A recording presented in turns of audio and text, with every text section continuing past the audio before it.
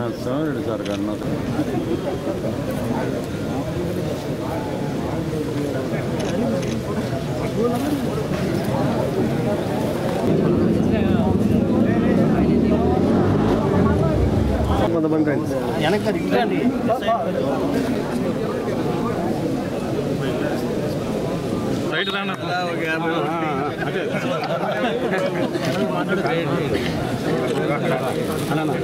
కొంచెం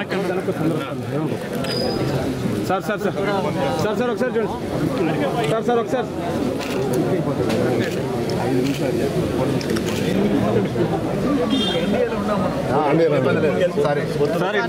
sir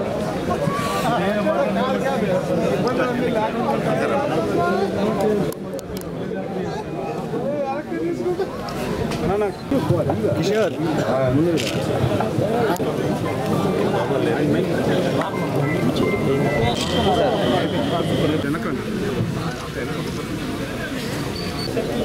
sir sir చూడండి sir sir sir sir Kumari Kishore Goud సైడ్కి వచ్చి అటు నన్ను గ్రూప్ ఫోటో తీసుకుంటాను sir sir sir Sudarthi Srikanth Peram Nagaraju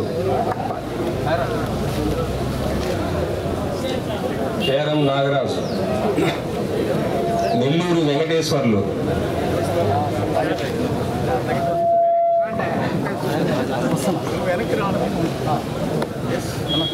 Nellore Venkateswarlu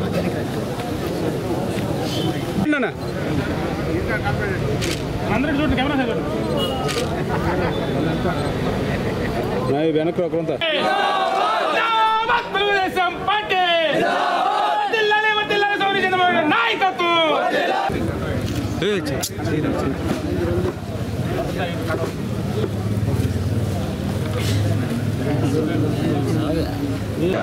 ఆమంది Rosaiah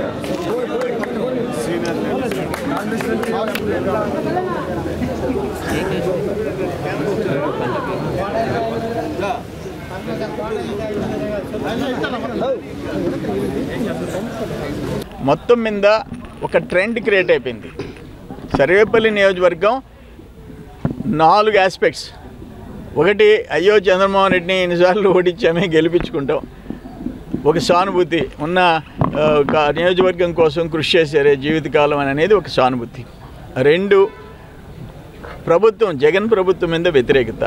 3, కాకానికి వద్దనట్టి అరాచకాలు దోపిడీ మీద వ్యతిరేకత.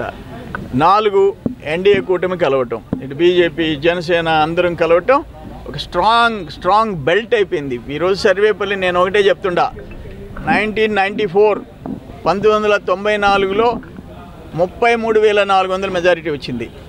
ఆ రికార్డుని మళ్ళీ మనం బద్దలు కొడుతున్నాము అని బల్లగుద్ది మా కార్యకర్తలు నాయకులు చెప్తున్నారు. 1994 మెజారిటీని దాటిపోతామని చెప్పి అంత కాన్ఫిడెంట్గా మా వాళ్ళు వర్క్ చేస్తున్నారు. డెఫినెట్గా అది జరిగి తీరద్ది.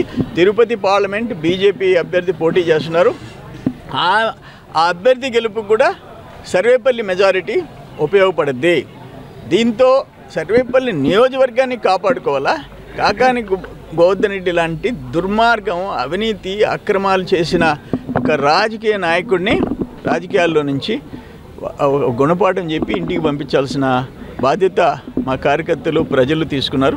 డెఫినెట్గా మంచి మెజారిటీతో గెలుస్తాం. ఈ ఒక్కసారి ప్రజలకు కూడా నేను విజ్ఞప్తి చేసేది ఏంటంటే, ఈ ఒక్కసారి డైరెక్ట్ ఎలక్షన్లో నన్ను ఆశీర్వదించండి, మీ రుణం తీర్చుకుంటానని చెప్పేసి నేను తెలియజేస్తాను.